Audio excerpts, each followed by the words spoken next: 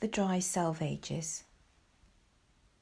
I do not know much about gods, but I think that the river is a strong brown god, sullen, untamed and intractable, patient to some degree, at first recognised as a frontier, useful, untrustworthy, as a conveyor of commerce, then only a problem confronting the builder of bridges.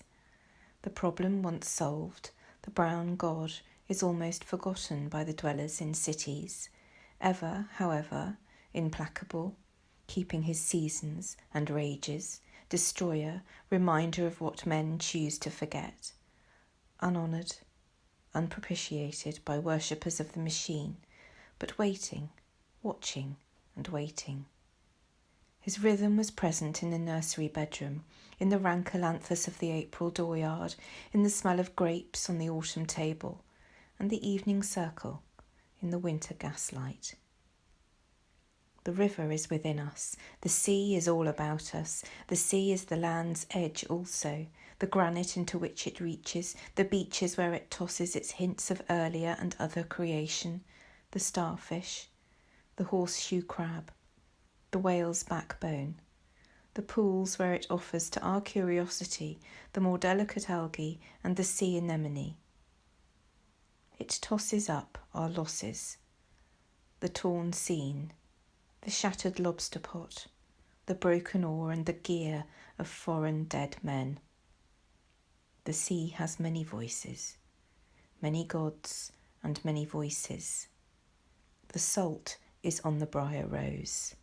The fog is in the fir trees. The sea howl and the sea yelp are different voices often together heard.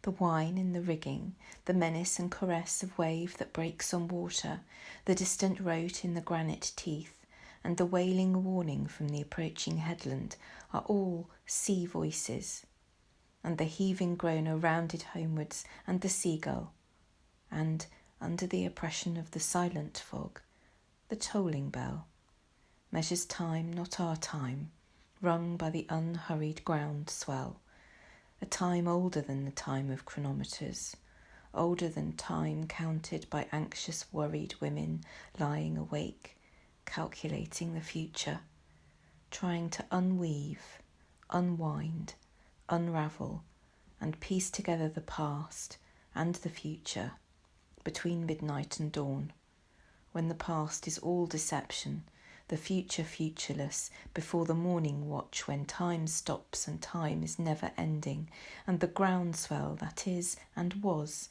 from the beginning clangs the bell.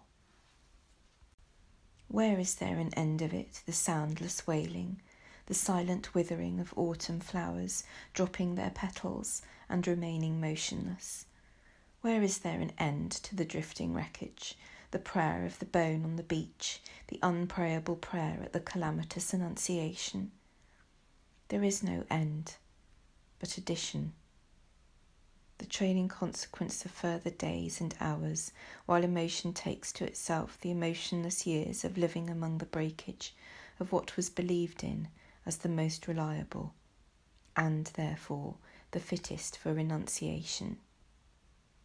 There is the final addition, the failing pride or resentment at failing powers, the unattached devotion which might pass for devotionless in a drifting boat with a slow leakage, the silent listening to the undeniable clamour of the bell of the last Annunciation.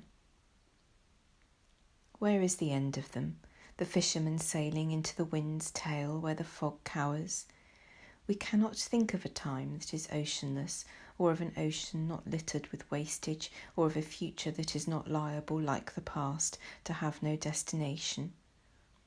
We have to think of them as forever bailing, setting and hauling, while the north-east lowers over shallow banks unchanging and erosionless, or drawing their money, drying sails at dockage, not as making a trip that will be unpayable, for a haul that will not bear examination. There is no end of it, the voiceless wailing, no end to the withering of withered flowers, to the movement of pain that is painless and motionless, to the drift of the sea and the drifting wreckage, the bone's prayer to death, its God. Only the hardly, barely prayable prayer of the one Annunciation. It seems, as one becomes older, that the past has another pattern and ceases to be a mere sequence or even development, the latter a partial fallacy encouraged by superficial notions of evolution, which becomes in the popular mind a means of disowning the past. The moments of happiness, not the sense of well-being, fruition, fulfilment, security, or affection, or even a very good dinner, but the sudden illumination. We had the experience but missed the meaning, and approach to the meaning restores the experience in a different form, beyond any meaning we can assign to happiness. I have said before that the past experience revived in the meaning is not the experience of one life only, but of many generations, not forgetting something that is probably quite ineffable, the backward look behind the assurance of recorded history, the backward half look over the shoulder towards the primitive terror. Now we come to discover that the moments of agony, whether or not due to misunderstanding, having hoped for the wrong things or dreaded the wrong things, is not in question, are likewise permanent, with such permanence as time has. We appreciate this better in the agony of others, nearly experienced, involving ourselves, than in our own. For our own past is covered by the currents of action. But the torments of others remain an experience unqualified, unworn by subsequent attrition. People change and smile, but the agony abides. Time the destroyer is time the preserver, like the river with its cargo of cows and chicken coops, the bitter apple and the bite in the apple, and the ragged rock in the restless waters. Waves wash over it, fogs conceal it. On a halcyon day it is merely a monument. In navigable weather it is always a sea mark to lay a course by, but in the sombre season, or the sudden fury, is what it always was.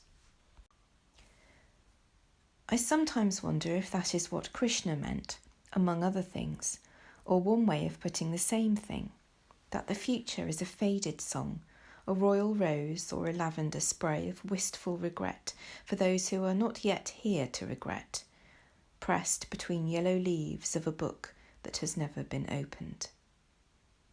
And the way up is the way down, the way forward is the way back.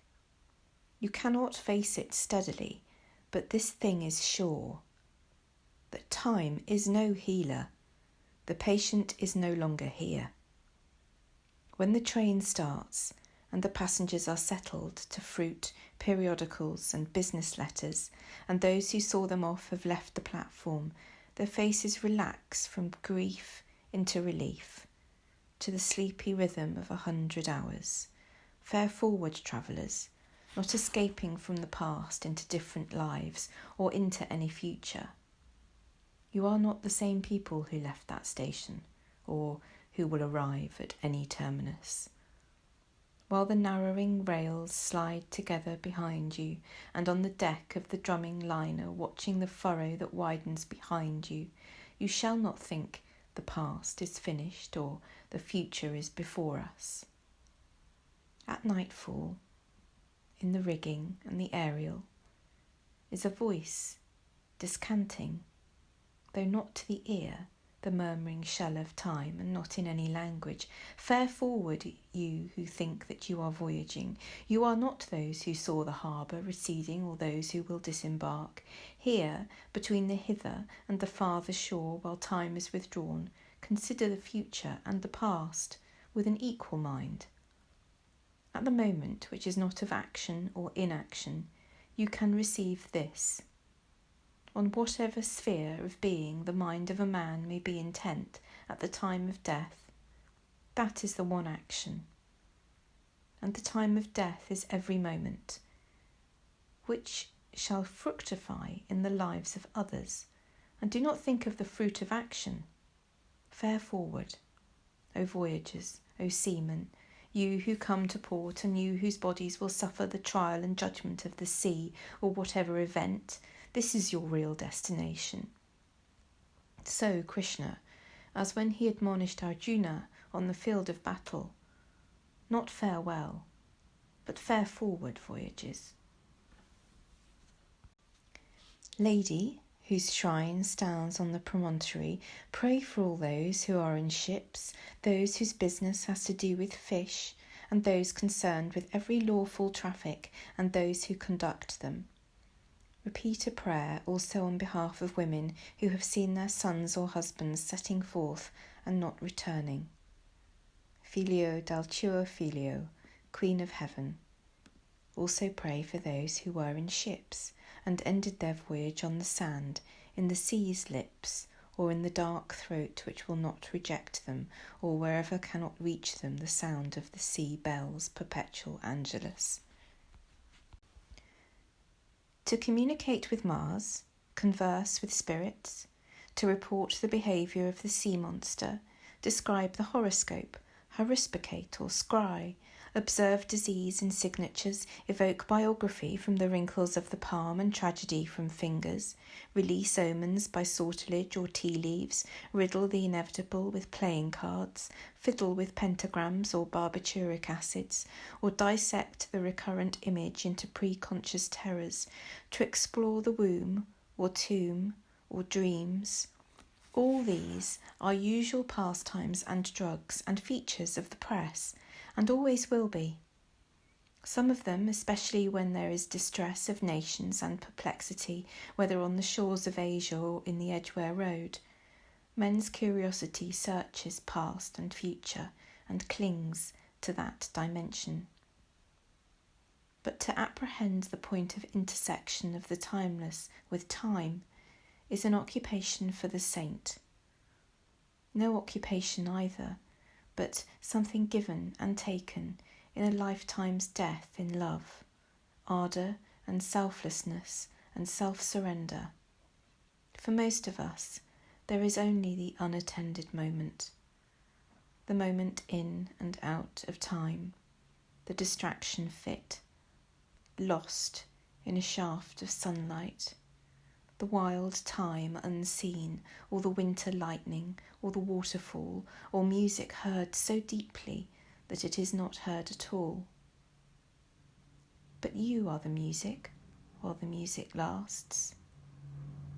There are only hints and guesses, hints followed by guesses, and the rest is prayer, observance, discipline, thought, and action.